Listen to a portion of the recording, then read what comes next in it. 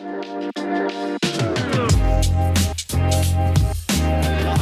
system. What is this system? Michael's system. That's Carmen, there's the girl. Yeah, that's Sydney. She's helping us out today. Michael's system makes no sense. I'm saying something. Marcus, I say something. You are my favorite bitch. Oh, your English is getting tight, Zeebs. You kidnapping ship captain? Recently, IMDb dropped a post on Instagram revealing the top 10 fan-favorite TV shows of 2023. Surprisingly, none other than The Bear was perched at the glorious #1 spot. Now, as someone who was 6 episodes deep into Season 1 when I stumbled upon this post, I couldn't help but ponder, what on earth is the big fuss about? I had been hearing a lot of hype about the show since it first released, and was actually pretty interested in watching it. Several people in my life had spoken highly of it, and my wife was actually a pretty big fan. She's been excited to watch the recently released Season 2, so she asked me to watch Season 1 with her, so that way we can both watch Season 2. I happily agreed. Typically, my approach when starting a new show is to give it a fair chance by watching at least 4 episodes before making a full decision.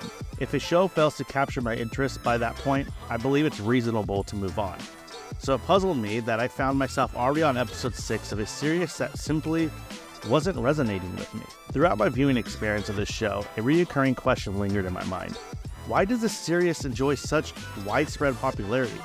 I couldn't quite grasp what I was missing or failing to understand. Every episode of The Bear seemed to be a stagnant slice of time where little of significance occurred. It felt like a chaotic blend of people just talking and shouting over one another, lacking a compelling narrative that truly progressed. When the most memorable moment of the entire season for me revolved around someone attempting to make a donut, it became apparent that there was an issue at hand. Either the show failed to deliver engaging content, or I have an undeniable weakness for donuts, both of which present their own set of problems. The Bear shares a striking resemblance to one of my least favorite films, Uncut Gems.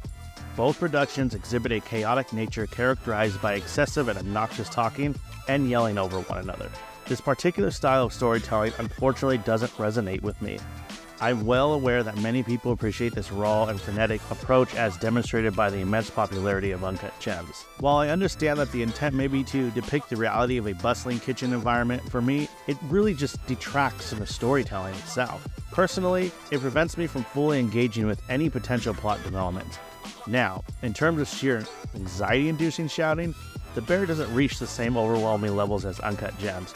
Just the thought of that film gives me a massive headache. One aspect that significantly impacted my enjoyment of the show was the inability to find any redeeming qualities in the characters. Even in shows where the characters are flawed or morally questionable, something about them usually draws you in. However, this was not the case with The Bear for me. One character that really grated on my nerves was Sydney.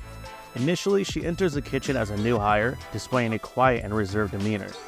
However, by the end of the season, Sydney becomes insufferable, a self-proclaimed know-it-all who consistently crosses boundaries and exhibits a mean-spirited nature. The most significant problem I had with the show was its lack of progression throughout the entire season.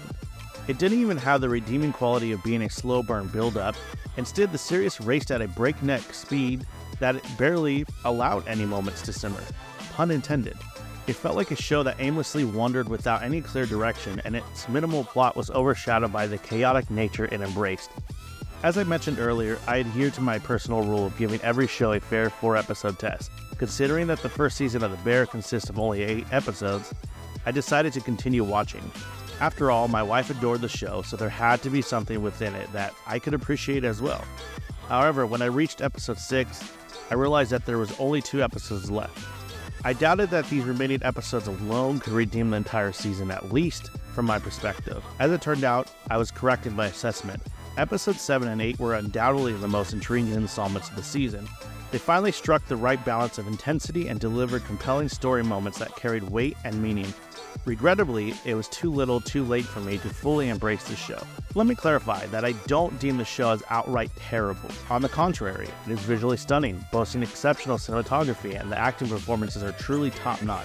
I can somewhat comprehend the allure that the show holds for others. However, it simply lacks that magnetic pull for me personally. Will I give Season 2 a chance? Most likely, if only to honor my wife's affection for the show and provide it with another opportunity to win me over. I embarked on my journey with The Bear with high hopes, only to find myself leaving The Bear on an empty stomach.